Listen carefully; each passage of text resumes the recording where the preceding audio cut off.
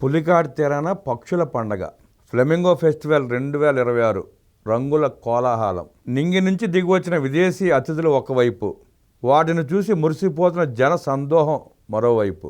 సూళ్లూరుపేటలో flamingo festival 2026 రెండో రోజు వేడుకలు అంబరాన్నంటాయి. ఆదివారం సెలవుదినం కావడంతో జూనియర్ కాలేజీ ప్రాంగణం ఇసుక జనంతో కేరింతలతో కోలాహలంగా మారింది. ప్రభుత్వ శాఖలు ఏర్పాటు చేసిన స్టాల్స్ కేవలం ప్రదర్శనకే పరిమితం కాకుండా సందర్శకులకు విజ్ఞానాన్ని పంచాయి.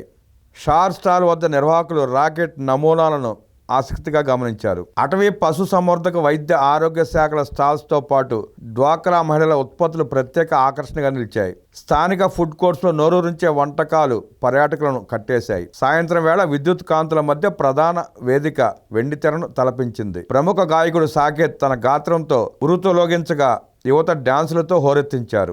జబర్దస్త్ టీం సభ్యులు రాకేష్, సుజాత, చంటి తమ హాస్యంతో పొట్ట చెక్కలు చేశారు. భర్త మహాశలకు విజ్ఞప్తి చిత్ర బృందం సందడి చేయడంతో అభిమానుల ఉత్సాహం రెట్టింపైంది. రంగుల రాట్నాలు, జైంట్ వీల్స్, వాటర్ స్పోర్ట్స్ వద్ద కోలాహలం నెలకొంది. ముఖ్యమంత్రి నారా చంద్రబాబు నాయుడు గారి దిశానిర్దేశంతో గత ఏడాది నుంచి ఈ ఉత్సవాన్ని తిరిగి వైభవంగా ప్రారంభించారు. సైబీరియా నుంచి వేల కిలోమీటర్లు ప్రయాణించి వచ్చే ఫ్లెమింగోలు మన ప్రాంతానికి అతిథులు. వాటిని కాపాడుకుంటూ పర్యాటకాన్ని అభివృద్ధి చేయడమే ఆయన లక్ష్యం. ప్రకృతి ప్రేమికులకు, సరదాగా గడపాలనుకునే కుటుంబాలకు ఫ్లెమింగో ఫెస్టివల్ ఒక మధుర జ్ఞాపకంగా నిలిచిపోతోంది. నేటితో ఈ వేడుకలు ముగియనున్నాయి.